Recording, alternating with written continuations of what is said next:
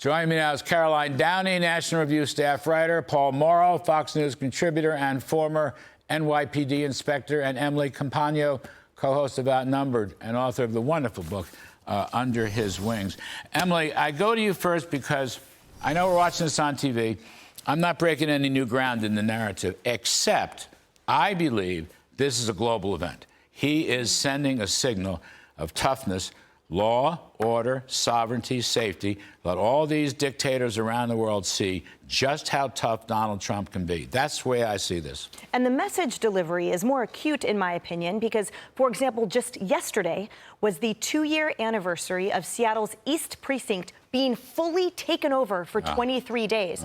So the globe has seen what happened. Was that one of these Soviets that they set up? They literally called them Soviets, as I recall. Council, old communist councils. Yeah, comrades. Comrade. It was the Chaz and the Summer of Love, remember? Right. So in that summer, we also saw a precinct in Minneapolis that burned to the ground upon failure to bring in the National Guard on time. So the point is, well received now, that this is what happens when you answer the call immediately. And don't take it from us, right? The LA police chief himself said, we are overwhelmed. That's the cue for resources to augment that. That's the point of the Federalist structure. And I note, too, that anyone who is arguing this, who is arguing bringing in federal resources, have no problem bringing in federal resources to augment during crises of economic stature, of natural disasters, then federal. So why isn't federal help okay when you are dealing with basic immigration enforcement and a zero tolerance of violence on the streets, cop cars and the like? Right, that's key, zero tolerance. But I would just say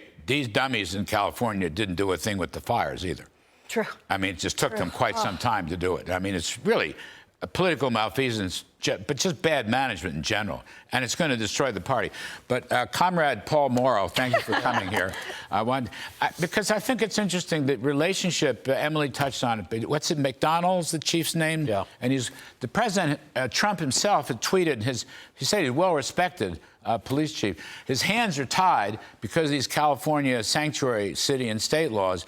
But then all of a sudden, you know, he did say, I looked at it again and I'm going to need some help. I found that very interesting. And maybe you could just walk through that. He needs some help. What's going to happen here?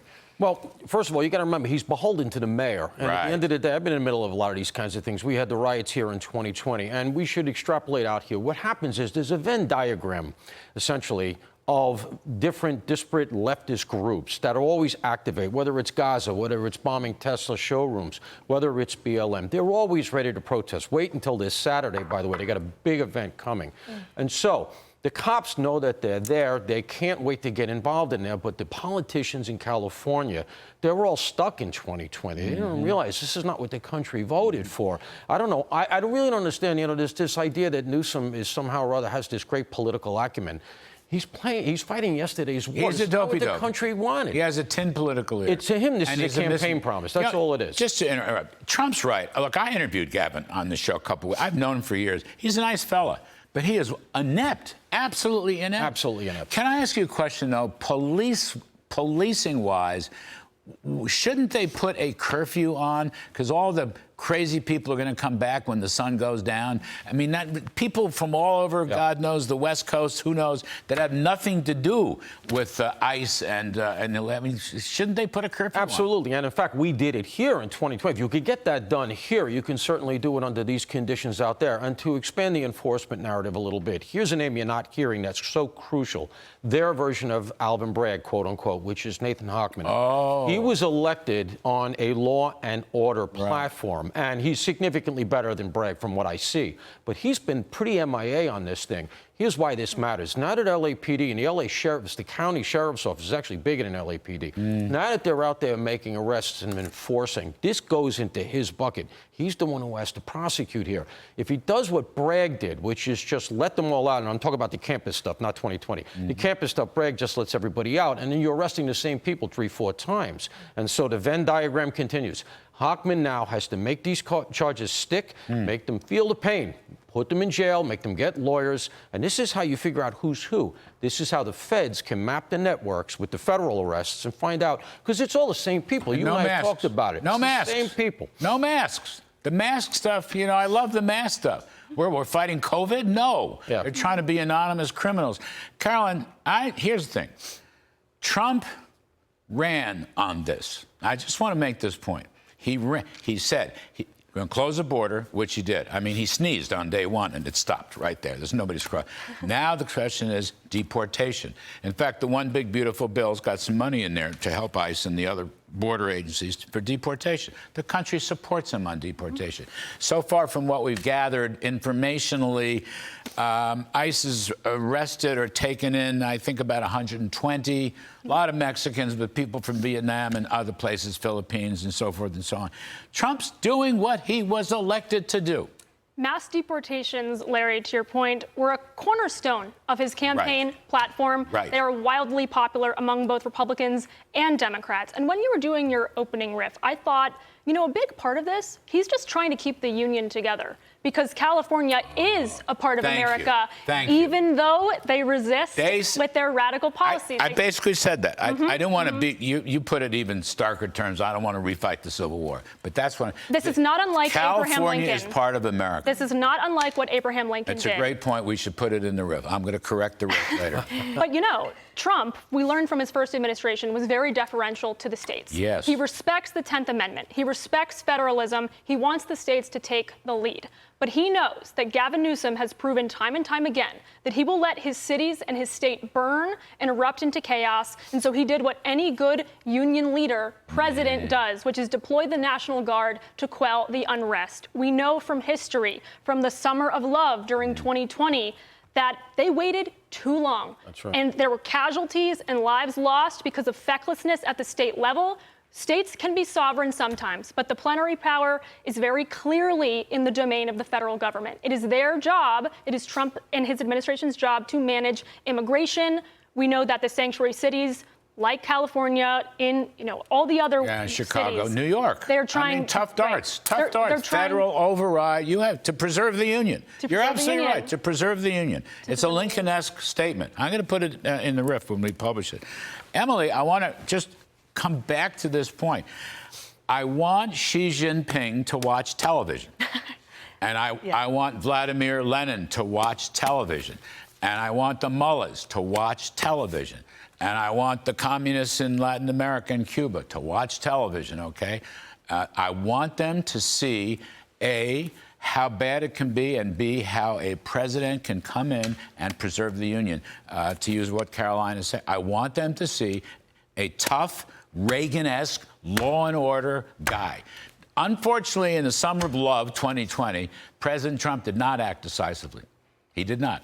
Now he's got, as Miranda Devine has noted, he's got guys like Homan and he's got Christie. He's got tough guys behind him, and he is acting decisively. I want the rest of the world to see this. It affects the China negotiations. It affects the Russian-Ukraine negotiations. It affects the Iranian negotiations. And as a Californian through and through, I also remember the Watts riots. And I think there's a sense of discarding that happens at the hands of these feckless leaders that we are stuck with, including Gavin. I was a San Franciscan under his watch as mayor, and it's like we can't escape him. And my point is that there's so many, it's like, oh, that's the same neighborhood. Oh, these guys burn themselves to the ground. That's not okay. Again, the zero tolerance required to send a message that it is for all of our safety that we are bringing out the National Guard, or at least equipping the police department to do their job too. Remember, by the way, this is the same police department, LA, that bans flying the thin blue line flag. There. You can only fly it at an officer's personal desk or cubicle. You can't fly it.